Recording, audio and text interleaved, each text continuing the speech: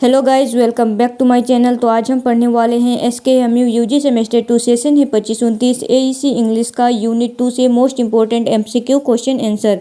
तो पहले हमने यूनिट 1 को देख लिया है और आज हम देखेंगे यूनिट 2 को। AEC इंग्लिश आप लोगों का कॉमन पेपर है और ये सबके लिए कंपलसरी रहेगा। तो अगर आप चैनल पर नए हैं तो चैनल को सब्सक्राइब कीजिए, वीडियो को लाइक कीजिए और अपने फ्रेंड्स में शेयर कीजिए। साथ ही हमारे Telegram channel and WhatsApp channel को भी ज्वाइन कीजिए, क्योंकि आपको इसका PDF टेलीग्राम चैनल पर ही मिलेगा। और इसमें मैंने क्वेश्चन को इंग्लिश और हिंदी दोनों में रखा है ताकि आप लोगों को अच्छे से समझ आए। तो चलिए देर न करते हुए शुरू करते हैं और देखते हैं AEC पेपर यूनिट 2 से मोस्ट इंपॉर्टेंट MCQ क्वेश्चन। आज हम देखेंगे SKMU सेमेस्टर 2 25-29 के स्टूडेंट के लिए AEC पेपर इंग्लिश का यूनिट 2। तो यूनिट 2 में हमें पढ़ना है skill related to reading, writing and comprehension. तो क्वेश्चन नंबर 1 है, what is the main purpose of comprehension. Comprehension का मुख्य उद्देश्य क्या है। ऑप्शन नंबर ए है to memorise every word. Option B है to understand the meaning of a text. Option C है to copy the passage. Option D है to translate every sentence. तो इसका राइट आंसर क्या होगा। Option number B, to understand the meaning of a text. Comprehension का मुख्य उद्देश्य क्या है। To understand the meaning of a text, किसी पाठ के अर्थ को समझना। क्वेश्चन नंबर 2 है, close reading means. Close reading का अर्थ क्या है। Reading only the title. Option B है reading very quickly. Option C है reading a text carefully and critically. Option D है स्कीपिंग डिफिकल्ट वर्ड। इसका राइट आंसर है option number C, reading a text carefully and critically, किसी पाठ को ध्यानपूर्वक और आलोचनात्मक रूप से पढ़ना।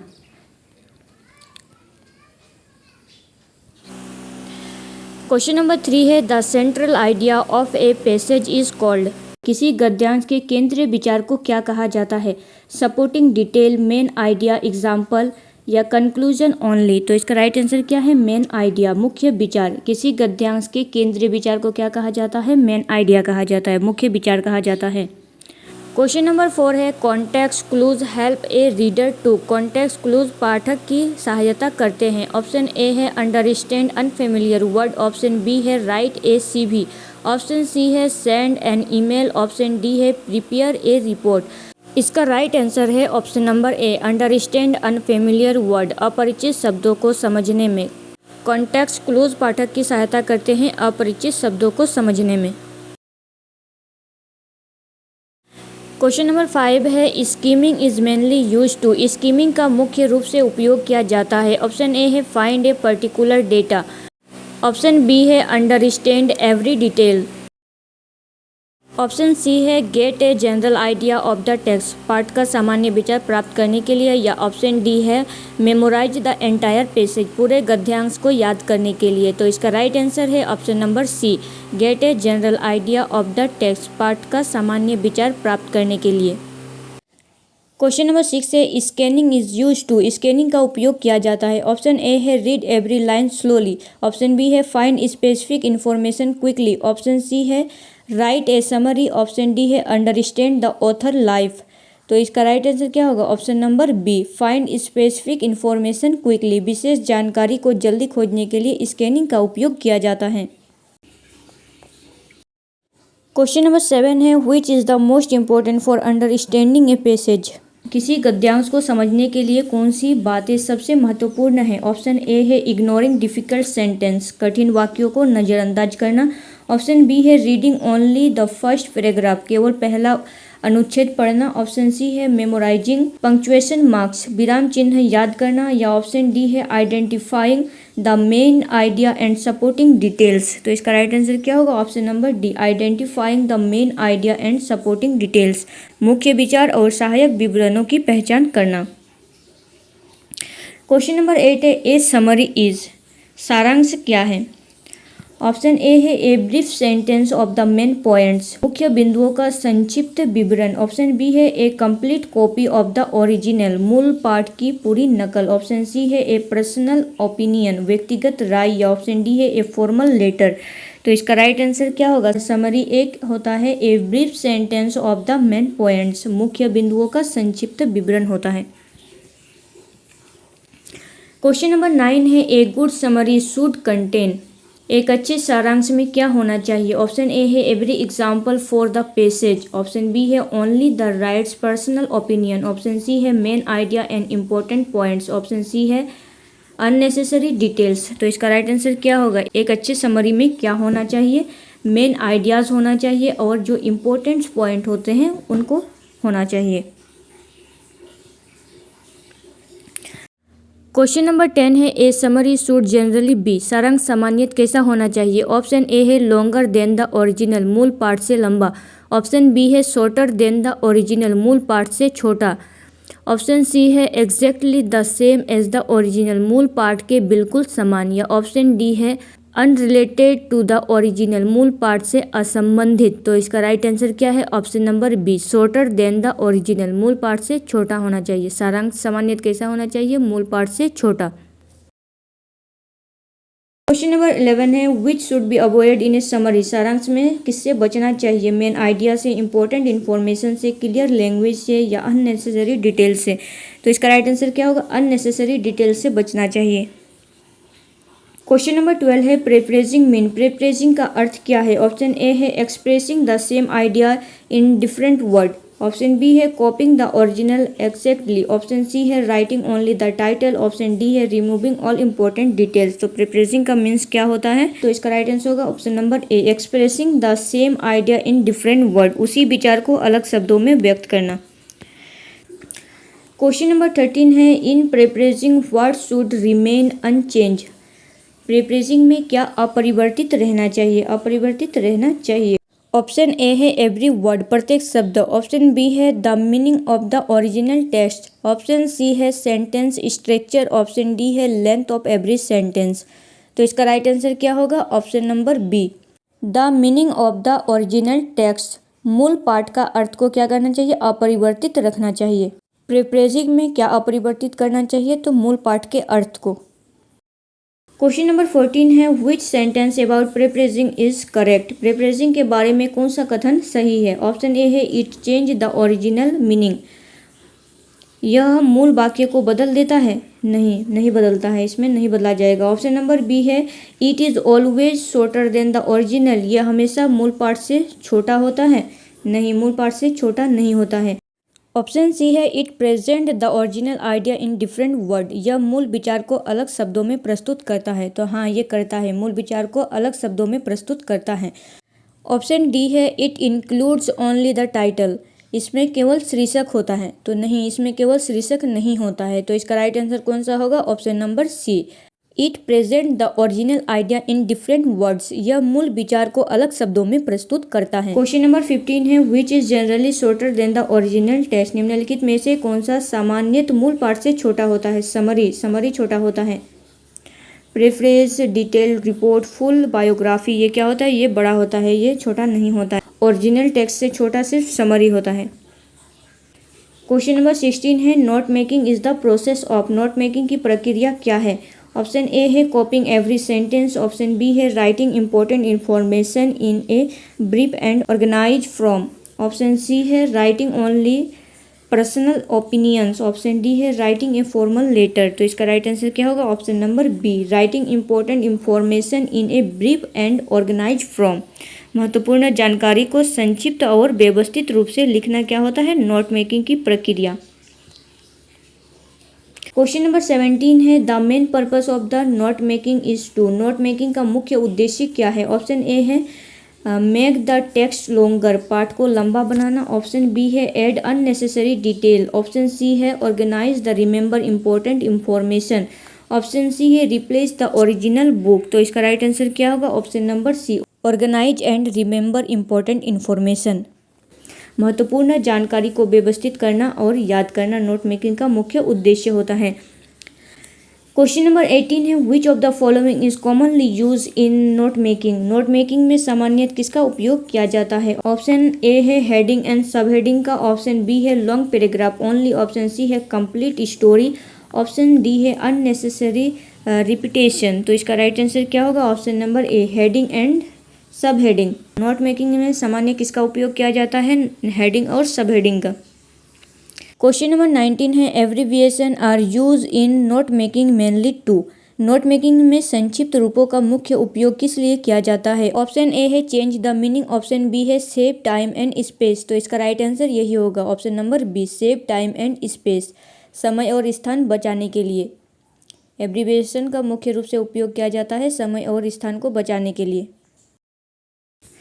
क्वेश्चन नंबर 20 है a good set of notes should be. अच्छे नोट्स कैसे होना चाहिए? ऑप्शन ए है लॉन्ग एंड कन्फ्यूजिंग होना चाहिए, ऑप्शन बी है full of unnecessary detail, option C है brief clear and well organise, option D है रिटेन विदाउट हेडिंग। तो इसका राइट आंसर क्या होगा? ऑप्शन नंबर सी, ये बिल्कुल राइट आंसर है। ब्रीफ छोटा होना चाहिए, क्लियर होना चाहिए और वेल ऑर्गेनाइज होना चाहिए, सुव्यवस्थित होना चाहिए।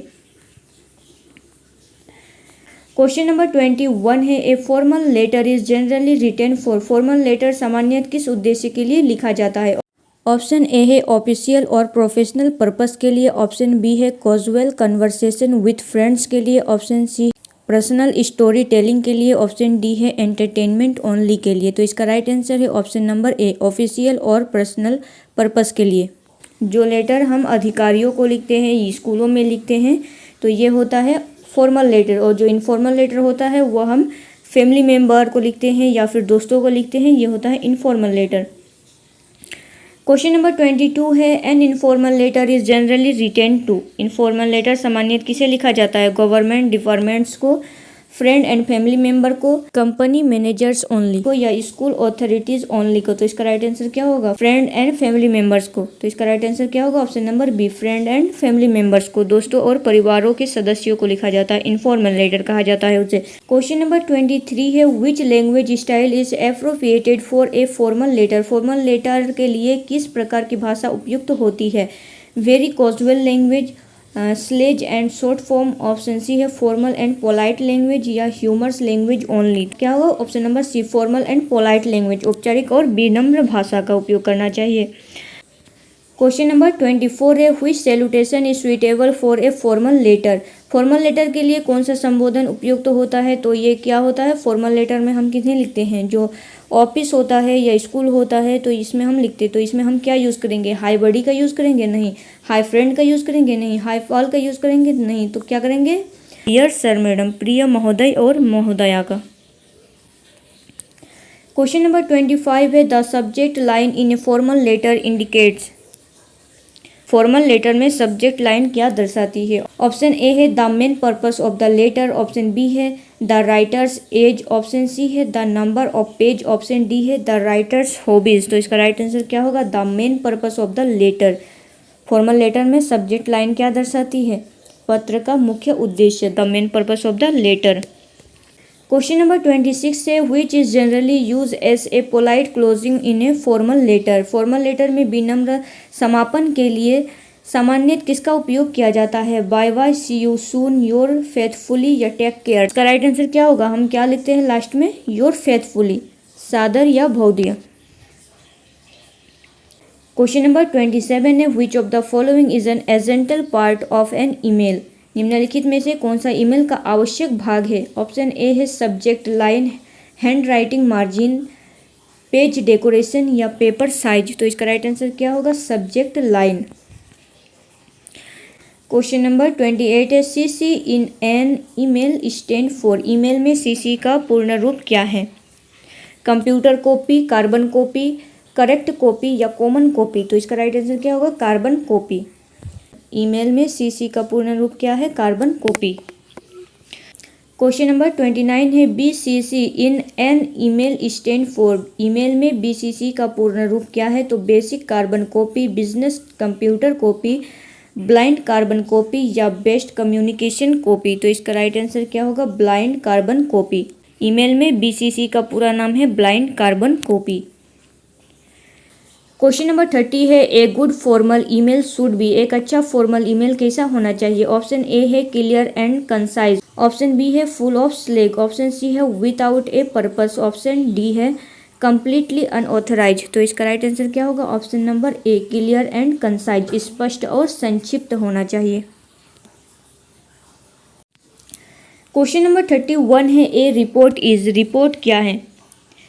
ऑप्शन ए है ए पोएम, ऑप्शन बी है ए systematic presentation, of A facts and information, तथ्यों और सूचनाओं की व्यवस्थित प्रस्तुति। ऑप्शन सी है a casual conversation. Option D है ए पर्सनल ग्रीटिंग। तो इसका राइट आंसर क्या होगा? Option number B, a systematic presentation of facts and information. Question number 32 है the main purpose of report writing is to. Report writing का मुख्य उद्देश्य क्या है? ऑप्शन ए है present information clearly and systematically. Option B है entertain readers with joke. Option C है write imaginary stories. Option D है एक्सप्रेस ओनली पर्सनल इमोशंस। तो इसका राइट आंसर है option number A, present information clearly and systematically, जानकारी को स्पष्ट और व्यवस्थित रूप से व्यक्त करना। क्वेश्चन नंबर 34 है a formal report is generally. एक फॉर्मल रिपोर्ट सामान्यतः कैसी होती है? ऑप्शन ए है unstructured and emotional. Option B है written without facts. Option C है structured and objective. Option C है बेस्ड ओनली ऑफ इमेजिनेशन। तो इसका राइट आंसर क्या होगा? Option number C, structured and objective. A formal letter is generally structured and objective, संचित और वस्तुनिष्ठ। क्वेश्चन नंबर 34 है which is generally the first step in report writing. Report writing का पहला चरण सामान्यतः क्या होता है? ऑप्शन ए है writing the conclusion. Option B है understanding the purpose and collecting information. Option C है एडिंग रिकमेंडेशन। ऑप्शन डी है एडिटिंग एंड फाइनल ड्राफ्ट। तो इसका राइट आंसर क्या होगा? Understanding the purpose and collecting information, उद्देश्य को समझना और जानकारी को एकत्र करना। क्वेश्चन नंबर 35 है which section introduction the topic of a report. Report का कौन सा भाग विषय का परिचय देता है? कौन सा देता है? परिचय, इंट्रोडक्शन। इंट्रोडक्शन मतलब ही होता है परिचय। क्वेश्चन नंबर 36 है the conclusion of a report generally. Report का कंक्लूजन सामान्यतः क्या करता है? ऑप्शन ए है introduce a new topic. Option B है कंटेंट्स ग्रीटिंग। ऑप्शन सी है summarise the finding. Option D है गिव द राइटर एड्रेस। तो इसका राइट आंसर क्या होगा? Option number C, summarise the findings, निष्कर्षों का सार प्रस्तुत करता है। क्वेश्चन नंबर 37 है a good report should be. एक अच्छी रिपोर्ट कैसी होनी चाहिए? Confusing and lengthy. Option B है clear, accurate and objective. Option C है based only on emotion. Option D है फुल ऑफ अनरिलेटेड इन्फॉर्मेशन। तो इसका राइट आंसर क्या होगा? ऑप्शन नंबर बी, क्लियर होना चाहिए, एक्यूरेट होना चाहिए और ऑब्जेक्टिव होना चाहिए। क्वेश्चन नंबर 38 है ए personal profile generally provide information about. Personal profile सामान्यतः किसके बारे में जानकारी देता है? वेदर कंडीशन के बारे में, a person background, skill and achievement. Option C है only a company's product. Option D है ए फिक्शनल स्टोरी। तो इसका राइट आंसर क्या होगा? Option number B, a person's background, skill and achievements, व्यक्ति की प्रतिपुष्टि और कौशल उपलब्धियों के बारे में। क्वेश्चन नंबर 39 है a resume is mainly use for. Resume का मुख्य रूप से उपयोग किसके लिए किया जाता है? राइटिंग ए स्टोरी के लिए, सेंडिंग इन्फॉर्मेशन मैसेज के लिए, applying for a job, writing a summary. तो रिज्यूम का उपयोग किया जाता है जॉब अप्लाई के लिए, applying for a job. Question number 40 है विच information is commonly included in A resume. Resume में सामान्यतः कौन सी जानकारी शामिल होती है? ऑप्शन ए है education and skill. Option B है favourite movies only. Option C है daily routine and detail. Option D है अनरिलेटेड स्टोरी। तो इसका राइट आंसर क्या होगा? एजुकेशन और स्किल्स के बारे में जानकारी शामिल होती है। क्वेश्चन नंबर 41 है बायोडेटा मेनली कंटेंस। बायोडेटा में मुख्य रूप से क्या शामिल होता है? ओनली जोक्स एंड स्टोरीज होता है। ऑप्शन बी है personal and educational detail. Option C है only report finding. Option D है ओनली ए समरी। तो इसका राइट आंसर क्या होगा? पर्सनल एंड एजुकेशनल डिटेल्स होता है। क्वेश्चन नंबर 42 है सीवी स्टैंड्स फॉर। सीवी का पूर्ण रूप क्या है? Career value. ऑप्शन बी है कॉमन वर्जन। ऑप्शन सी है कैरिकुलम वीटे। ऑप्शन डी है कैरियर विजन। तो इसका राइट आंसर क्या होगा? Option number C, curriculum vitae. Question number 43 है a CV mainly present. CV मुख्य रूप से प्रस्तुत होता है। ऑप्शन ए है academic and professional background. Option A है a short poem. Option C है पर्सनल लेटर। ऑप्शन डी है ए न्यूज स्टोरी ओनली। तो इसका राइट आंसर होगा option number A, academic and professional background. Question number 44 है which document is generally more detail about academic qualification and professional experience. कौन सा दस्तावेज सामान्य शैक्षणिक योग्यता और व्यावसायिक अनुभव के बारे में अधिक विस्तृत होता है। ऑप्शन ए है इन्फॉर्मल लेटर में, ऑप्शन बी है समरी, ऑप्शन सी है सीवी, ऑप्शन डी है नोट में। तो इसका राइट आंसर क्या होगा? सीवी में। क्वेश्चन नंबर 45 है which of the following is not generally necessary in a professional resume. निम्नलिखित में से कौन सा सामान्यतः एक प्रोफेशनल रिज्यूम में आवश्यक नहीं है।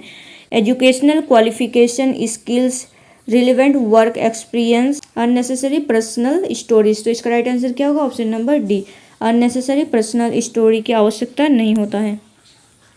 क्वेश्चन नंबर 46 है information in A resume should be. Resume में जानकारी कैसी होना चाहिए। ऑप्शन ए है रैंडम एंड कंफ्यूजिंग होना चाहिए, क्लियर एंड वेल ऑर्गेनाइज होना चाहिए, अनरिलेटेड टू द पर्पस होना चाहिए, यह रिटन विदाउट पर्पस सेक्शन। तो इसका राइट आंसर क्या होगा? Option number B, clear and well organise. Question number 47 है which document is generally concise and tailored to a specific job. कौन सा दस्तावेज सामान्य संक्षिप्त होता है और किसी विशेष नौकरी के अनुसार तैयार किया जाता है। रिज्यूम, रिपोर्ट, इनफॉर्मल लेटर या समरी। तो क्या होगा? रिज्यूम। क्वेश्चन नंबर 48 है which of the following best describes a biodata.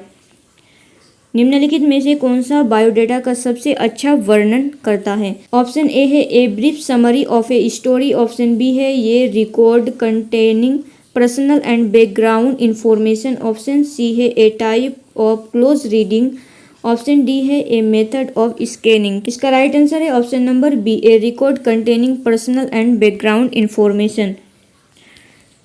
Question number 49 है which skill helps in identify the meaning of an unknown word from the surrounding text.